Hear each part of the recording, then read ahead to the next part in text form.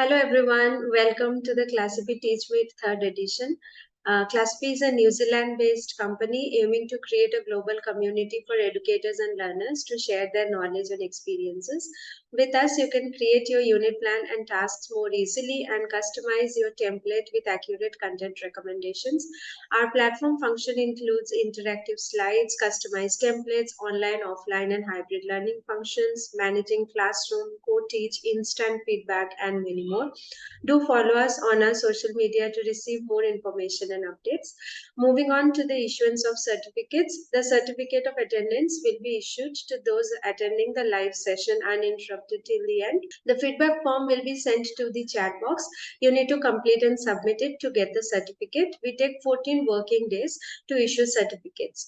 Now, let me welcome our esteemed workshop facilitator, Mr. John Harvey. With over 15 years of experience as an IB educator, Mr. Harvey has been a driving force in shaping the educational landscape across the IB continuum. His dedication has taken him to prestigious platforms such as IB conferences and the World Education Summit, where he shared his insights and expertise. Notably, he has imparted knowledge to over thousands of teachers, leaving an extraordinary mark on education in Malaysia, Australia, and the UK. In 2021, Mr. Harvey's groundbreaking approaches to learning skills framework garnered international acclaim, earning the coveted International School Award in the Teaching and Learning category. As a testament to his commitment to knowledge, Mr. Harvey has taken to his airwaves, creating a series of podcasts discussing ATL skills for IB matters. So, without further ado, let us welcome Mr. John Harvey. Welcome, John, and the session is yours. You can start. Thank you, Sahali. Welcome everyone to today's session. Looking forward to sharing with everybody, as it says in the title, about the role and nature of IB ATL skills. There are, across some of the slides that we go through, there are some interactive elements, but if you have questions throughout the session, then please feel free to put them into the chat box. The first question I have for you, for everybody today, is the session is the role and nature of IB ATL skills. So I'd like to give us a couple of minutes to think about, and what is it that you'd like to get out of today's session? What would be an important takeaway for you to get out of this session? If you put that in the responses, and that will give me an idea, and hopefully over the course of the session, we'll be able to answer some of those responses. So give us a couple of minutes just to put in your answers as to what it is that you hope to get from this session. Okay, just a minute. There is a link that I shared in the chat box to access John's slide deck, where you can interact with him, and you can put your reflections over there using the interactives. So please use that link so that you can access the slide deck on Classcipe. Thank you. Some great questions coming into the chat box itself. One of them, the difference between what is an explicit and an implicit. How is a skill taught explicitly and implicitly? Great. I do believe we will cover that one. And how can we seamlessly use ATL skills in our lessons? And how can we evaluate students' understanding of ATL skills? I think that's a very important question as well. So I do believe I should be able to provide answers for those as we go through, and a focus on thinking and social skills. Okay, right, we'll begin. So the objectives today is to understand the significance of ATL skills to the holistic development of IB learners, or learners in general, to understand how the application of the states of mind can benefit learners, and to understand how to evidence development of states of mind in your written taught curriculum through what I've sort of termed teachable moments. So I'll pause for 30 seconds and allow everyone, if they've got any questions about the objectives, again, just to put in your questions with regards to the objectives so that we're all on the same page with that before we move forward. Okay, sorry. Someone has written that it says I'm blocked. Okay, I have just unblocked you all, so you all can start typing now. You should be able to access the slide deck and type. Another two questions coming through there in the chat I see about assessing ATL skills and how do we align the MYP subject objectives with the ATL skills as well. Hopefully part of this workshop may give answers for that, and if not, then I guess I can revisit that one at a later workshop as well. So without further ado, as Sahali said at the start, this is basically me. I've got 15 years experience of teaching and training across the PYP, the MYP and the DP. Currently, I'm the Deputy Principal and IBDP Coordinator for UCSI International School Spring Hill in Malaysia. The ATL skills has been my sort of pet hobby, if you will, since 2014 when the next chapter was being discussed, and I saw that they took the ATL skills out of the areas of interaction and made it its own place within the MYP framework. And ever since then, I haven't stopped working on the ATL skills as well. And part of my work was internationally recognized by the International School Awards in 2021. Okay, it seems that the interactive functions are working, so that's cool. So first off, a little bit of history, as I'm now teaching DP history as well. Thinking about the significance of the ATL skills in the IB. We've got three individuals, Alec Peterson, John Gormatai, and Robert Leck. These three educators, basically they played key roles in developing the philosophy and the structure and the content of the IB diploma program. They laid the framework for an educational program based on a broader education with some degree of specialization, ethics and science, the beauty of mathematics and critical analysis, and here we see learning to learn rather than to accumulate encyclopedic knowledge and learning through memorization. So there's no test at the end of this session either, but as we can see from the very beginnings of the philosophy of the IB, it's always been about a focus on learning to learn, and therefore the ATL skills within the IB are incredibly significant, and I think it's an important thing for us to acknowledge and appreciate that learning to learn has been there since the beginning of the IB diploma, and of course that's then transferred into the middle years and the primary years programs as well. So the three programs I've used here, the primary years, the middle years, and the IBDP, we can see in the frameworks all three of them, and all four if you include the IBCP as well, have approaches to learning. Okay, and we know before that we've got the IB learner profile attributes, and they reflect that the learner, our learners, are at the center of the IB programs. Okay, so my question to everyone here at the moment is, if the learner, or as the learner is at the center of the IB program supported by the IB learner profile, how do we think this prominence of the learner being at the center of the IB programs, how do we think that's reflected within the approaches to learning skills? So I give you a couple of minutes just to share your thoughts of how do you think the learner at the center of the IB programs is reflected in the approaches to learning skills. Hi, John. Am I allowed to speak? Yes. Hi. Yes, the learners are the center of actually this process, because whenever we are implementing all the ATL skills, we are thinking about how to make them a lifelong learner through different approaches and how the attributes are connected, because when we're talking about 10 different approaches, these are aligned with all 5 ATL skills. So this is how we are implementing actually. Great, thank you for sharing that. Yeah, thank you.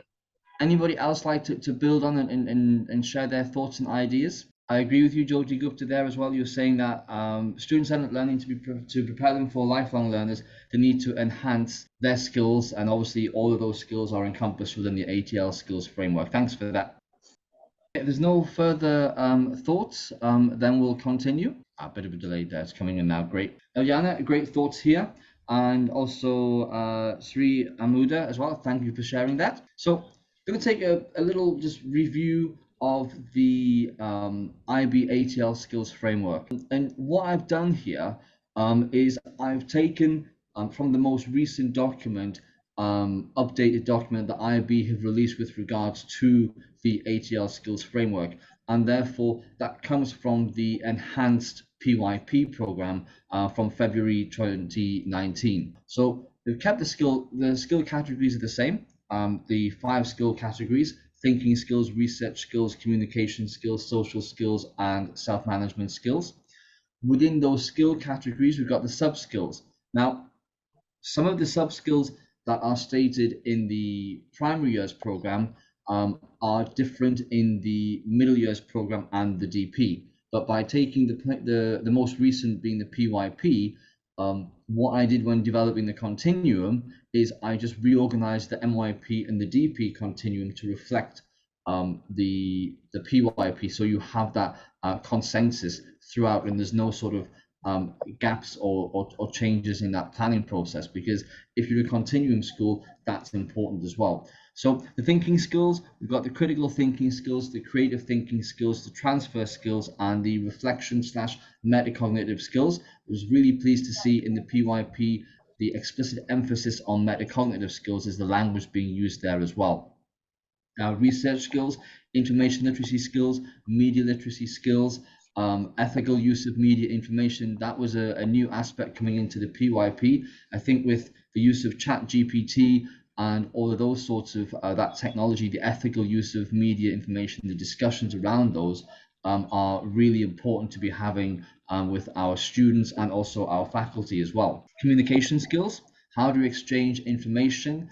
How do we develop our literacy skills? How do we develop our ICT skills? If we're thinking about exchanging information as well, how do we engage with online sources and things like that is really important as well. Social skills: how do we develop a positive interpersonal relationships and collaboration skills and developing social emotional intelligence. And the self-management skills, the organization skills, and states of mind: mindfulness, perseverance, emotional management, self-motivation, and resilience.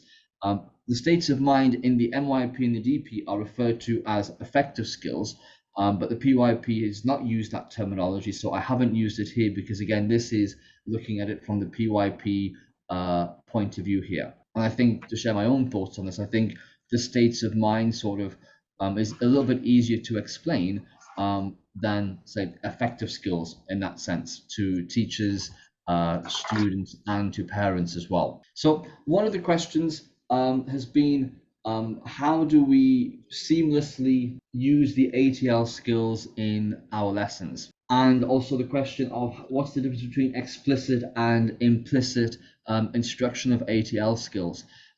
This slide here, I think, should answer both of those questions. So I've gone under the states of mind. We've got mindfulness, perseverance, emotional management, self-motivation, and resilience.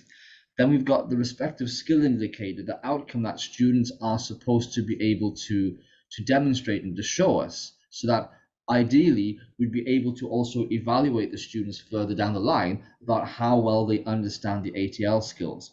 So the approach that I've always taken, and other educators have done as well, is to use research-based models to be able to explicitly teach skills to all students.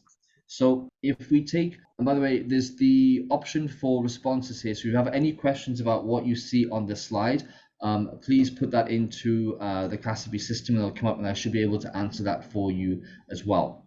So when we're explicitly teaching models and processes, so when I'm teaching mindfulness to students, they need strategies to support concentration and to overcome distractions. So I will spend part of my lesson talking about the Pomodoro technique, and that's basically you set the timer for, say, 20 minutes if it's PYP, maybe 40 minutes if it's MYP, and basically you work solidly for that amount of time. Then you have like a 15-minute break effectively, and then you come back to your work, because effectively our brain can only focus for so long until it loses focus, and then we need to sort of pause and then get back to it. So I will teach my students about the Pomodoro technique. I'll have a lesson about the Pomodoro technique, and usually that would come if we're discussing about revision strategies and revision techniques to keep the students focused. As a coordinator, if I'm also getting feedback from students or from teachers that they lack that they're struggling with concentration, they're getting themselves distracted. And again, I can refer to the Pomodoro technique and have a discussion with them about how well are they practicing this, or do they have any other different strategies that they want to use. And there are lots of different strategies that we can use and different models that we can use. But if we think of all of the other things that students have to sort of retain and learn, if we can come up with like basically one model per skill indicator per se, that would then help them to be able to practice it, then it should eventually over time become almost automatic to the students when they're using that model. So once I've taught that lesson on the Pomodoro technique, that's explicitly teaching the model, okay? And then after that, over a period of time, I'll be listening to conversations from teachers to see if the student's concentration is improving, or to the extent or the rate that it's improving. So that's sort of one way which we can sort of see and evaluate how well students are developing certain skills. And I think the caveat here is that states of mind can be maybe a little bit vague. It may be difficult to fit into our respective subjects as well sometimes. Great question.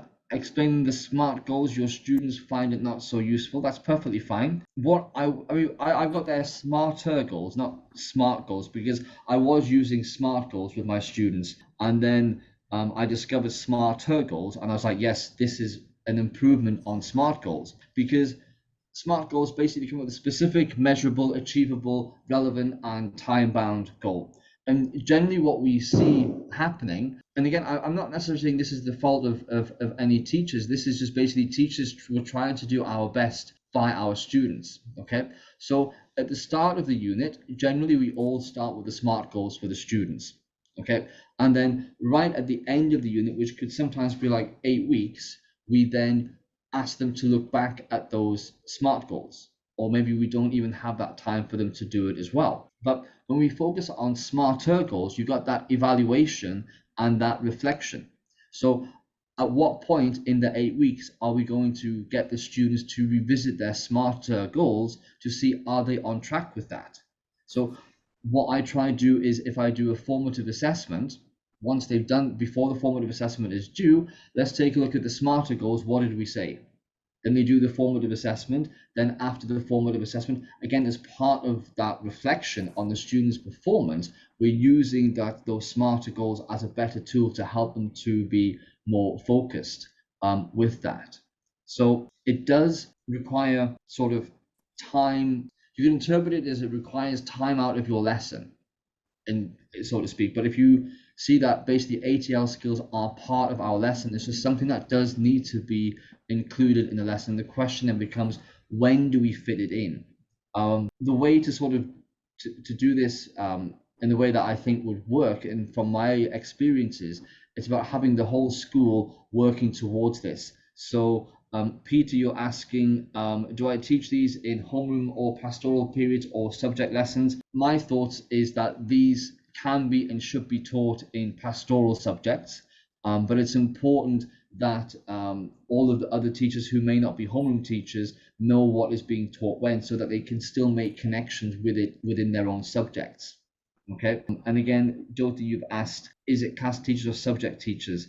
I think depending on the system that works for your school, you could use homeroom teachers, but I know some schools only have, like, say 10-15 minutes of homeroom a day. Is that enough time to really do something as important as this, that then doesn't make it into a tick box?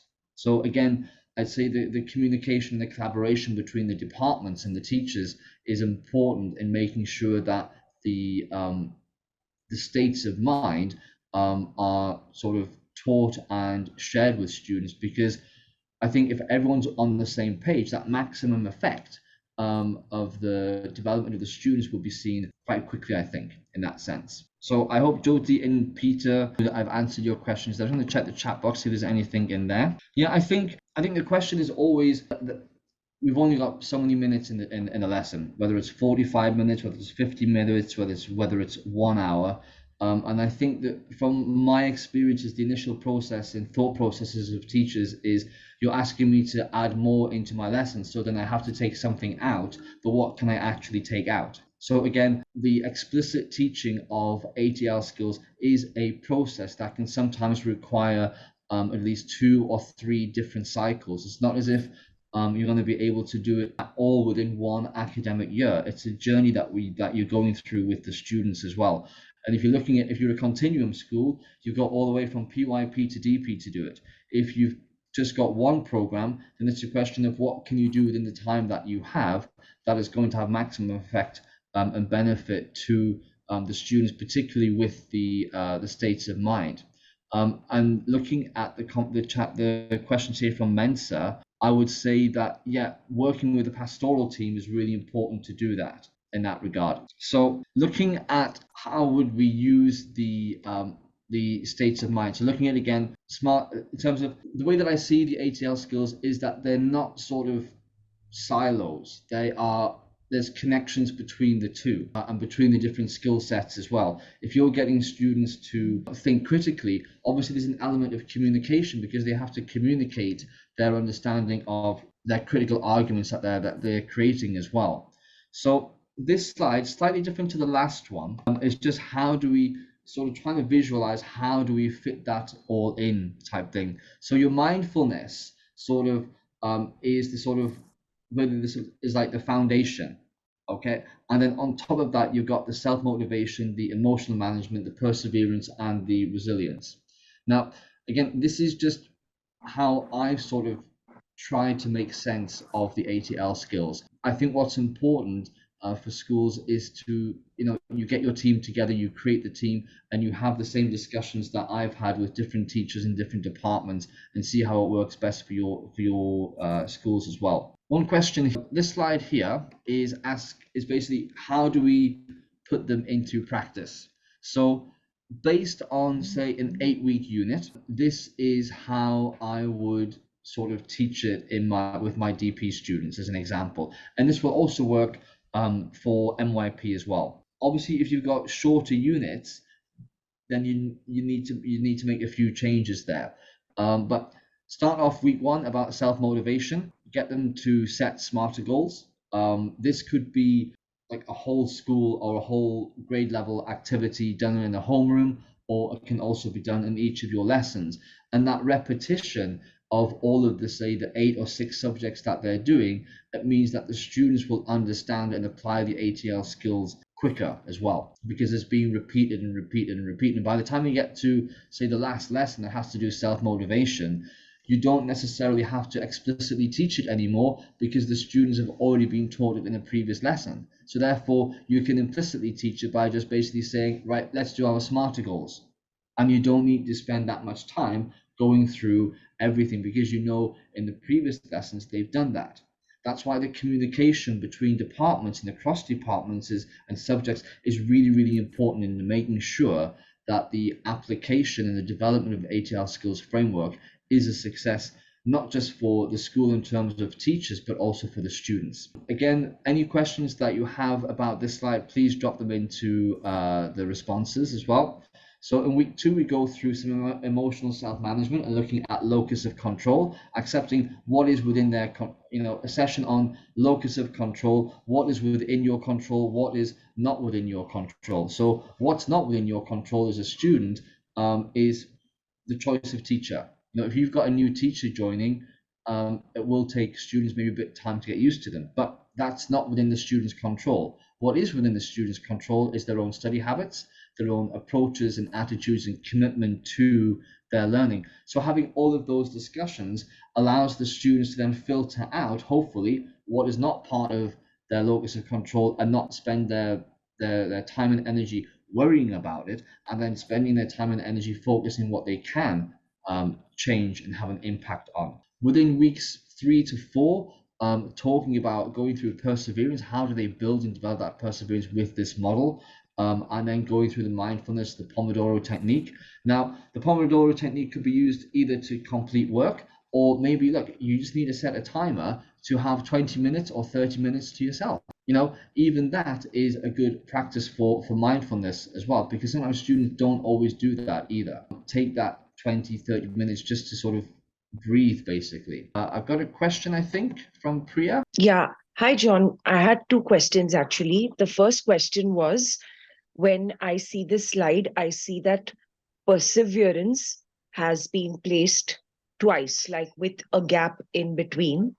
Yeah. So it's in week 3 and 4 and 6 and 7. So I wanted to know the idea behind doing that, placing it twice with a gap in the middle. And the second thing I wanted to know is, when you say practice failing well, could you share some ideas of how, you get your students to accept, and not just accept, but then also learn how to cope with, the different stresses or rigors, or it could even be something like grades. So how do you get your students to do that? Those are my two questions.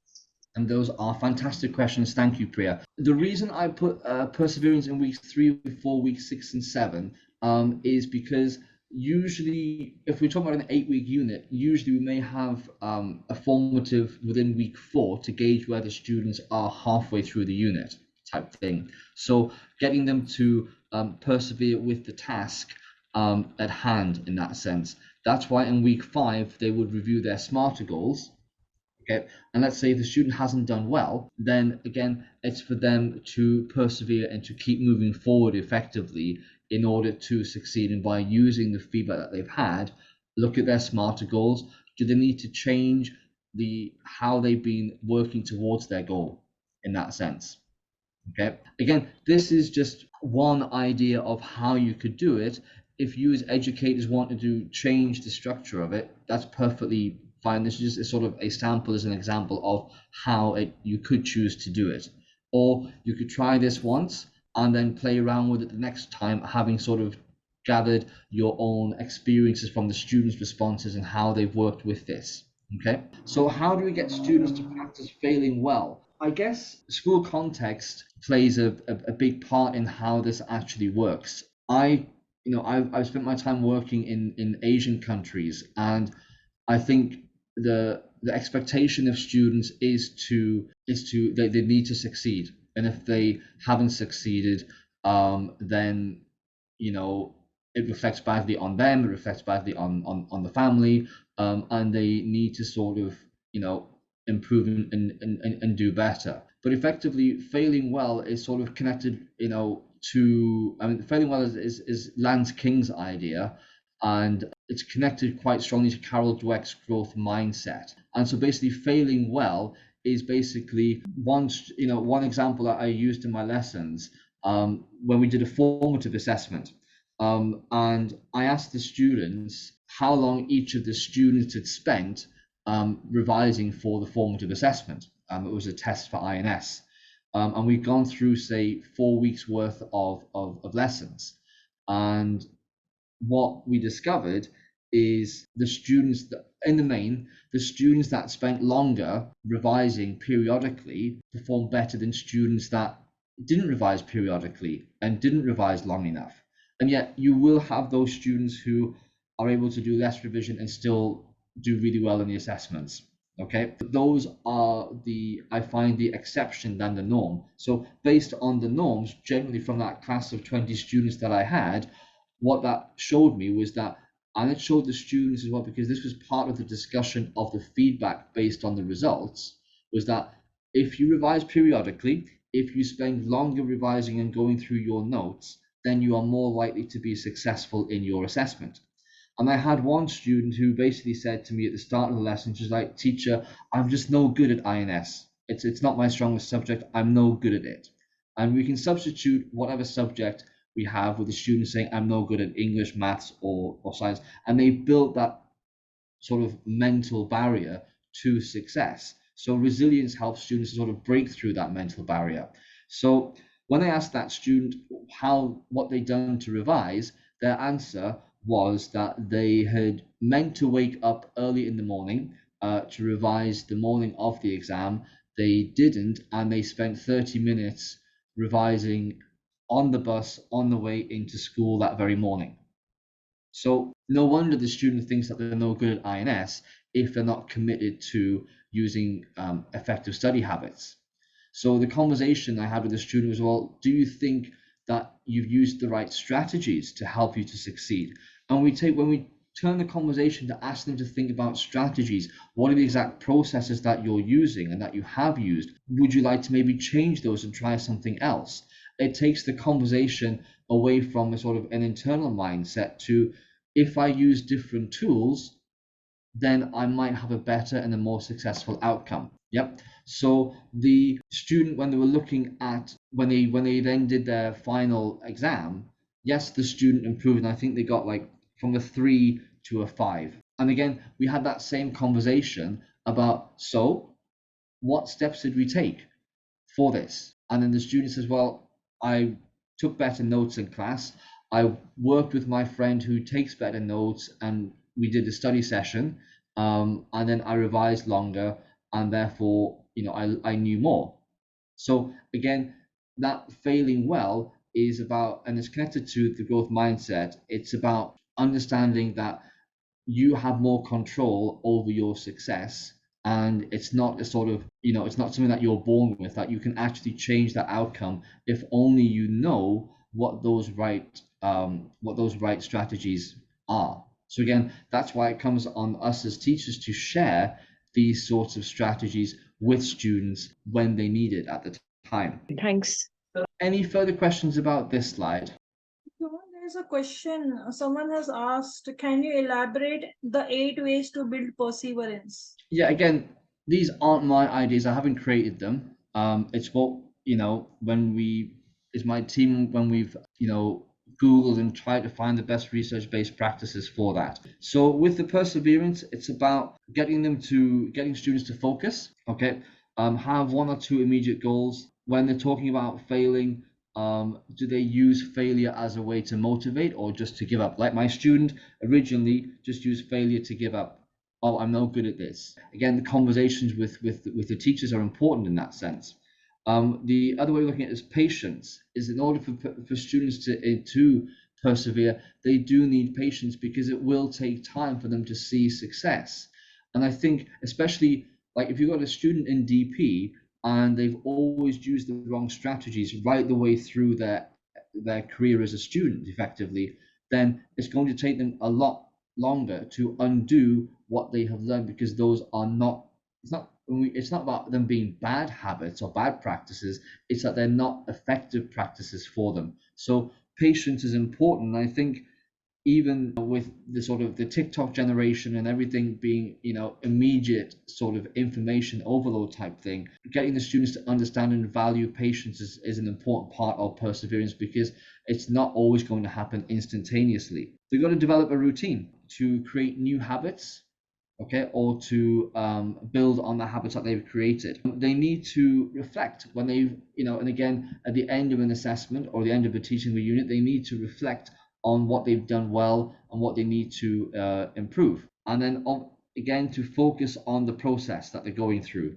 and the steps that they need to take throughout. Okay, I hope that answers the question about the 8 steps of perseverance. How can we implement these skills in early years classes? I'd say what's always important in the early years is to have the conversations with your early years teachers and say, look, if by the DP, students are expected to be able to handle, say, smarter goals, okay, then how are we going to do that? How are we going to taper that down into the PYP? So setting smarter goals is basically setting a goal, something to achieve by a certain time period. So for an early year student, I see like there's loads of like these little flip card things where they need to say if they've brushed their teeth, if they've combed their hair, if they've packed their school bag, those sorts of things. Those are sort of smaller versions of effectively smarter goals that will be useful for the early years students in that sense. Are there specific ATL models for each of the MYP command terms? From my experiences, I find that there are some, like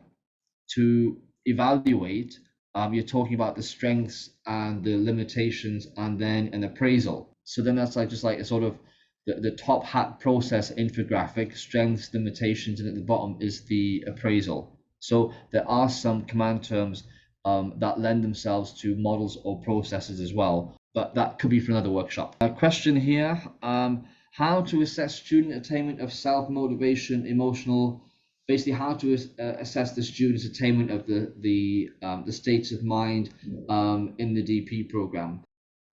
I mean, you could give them a rubric, but is that really what we're looking for here? I think through conversations that DP coordinators can have with the students, you can gain and see changes in students' self-motivation, perseverance, self-management, and resilience in the DP program. Like my DP2s that I have now, I remember what they were like in DP1, and I can see the growth that they've got in their own perseverance, how they're managing their emotions, how they're being more resilient as they've reached DP2. And maybe that's also like a part of maturity. Self-motivation is always still a bit of a challenge as well with that.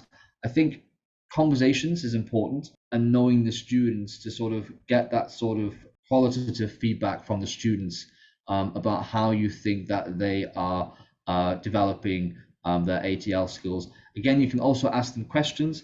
You know, if on a scale of 1 to 7, where would you put yourself for these skills and why? What would you like to improve on? And what would your target be? Those sorts of questions you can ask the students as well. Just going to go through the questions. As an ATL coordinator, yep. John, excuse me. Can I say something? Sure. We did something in our school while we were reflecting on how to actually assess the ATLs. I am the coordinator in a PYP school, and we decided that the easiest way to start this is our second year, so it's not a mature plan, but I wanted to share it. The easiest way to start with this is to actually state what is not applying the ATLs and look for this, scan for this kind of applications and practices, just to know who's not reacting to the experience we are designing to cultivate this ATLs. So maybe just stating what is not applying the ATLs and specific experiences that you actually designed, maybe a starting point for you to pinpoint who needs your help. Everyone else will do fine. They are in some point of their growth. And the repeated exposure to experiences will develop them eventually. But what you want to pinpoint is who's not actually practicing, and those are the ones that you will need to work with in specific. Thank you. Yeah, thanks for sharing that. Yeah, I'd agree that what your school is doing is having those conversations about ATL skills. Once you've had those conversations, you're putting something into practice as well. And then obviously you're going to review that process as well to enhance it and to improve it further. I mean, to share with you what I've created took like a year of planning before it was actually launched in the school itself. And then we were able to continue to review that, going through the cycles that we were going through, and the training of the teachers as well was put in place to support that. So it's not something that can just be rushed or started on the whim. It does need that sort of that time for planning and for discussions and for collaboration. And again, getting teachers buy-in is really important to ensure that models that are being used are understood, and that they can see the relevancy in those models for the students and in their classrooms. I do know that my session is due to end, and I know that in the chat box there's quite a few questions that I've not been able to answer yet. I can see that there's certain you posted in links about perseverance in the classroom. Thanks so much for helping that one as well. What we'd like you to do now is to draw on this slide, and basically, what did you used to think about ATL skills in the classroom? And based on this session, what do you think about these states of mind ATL skills? Nisha, to answer your question as an ATL coordinator, how should I help my students in doing TOK EE? I would say the states of mind would be an important part of that. Okay, I think TOK and EE have different stresses. So knowing what those stresses are, when they're going to happen based on the timeline will help students. Like, for example, EE, students might have to, this is maybe the first time they're doing any academic research, so they may need more focus on research skills. For theory of knowledge, we might have students who are hoping to only know what is the right answer expected and always give that right answer. So that creative thinking, that self-motivation as well would come into play for TOK as well in a slightly different way. Lauren, you've asked 140 plus skill suggestions to champion the ones used. Again, Lauren, what I'm sharing is my best practices, is not official IB sort of position on this. Safe to say that out of the 140 plus skill indicators, schools have the right and the opportunity to select which of those 140 ones they want to use. You're not expected, we're not required to use every single one, just as long as your framework includes the 5 main skill organizers, and then the skills are developed. So you're talking about each subject group to choose just 10 skills and champion these ones, and articulating them vertically as well.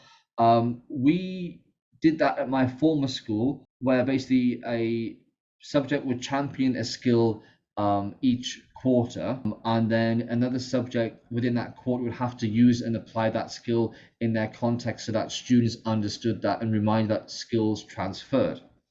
Okay, so that could be one way to start the process on 10 skills.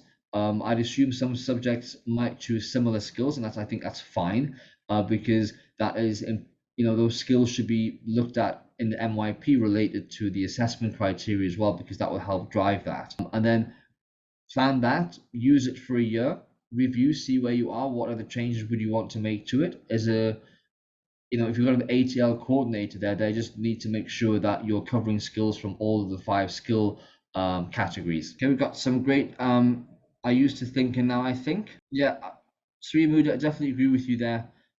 It's a journey. Effectively, the students have to go through that journey, so as educators, we also need to do that as well.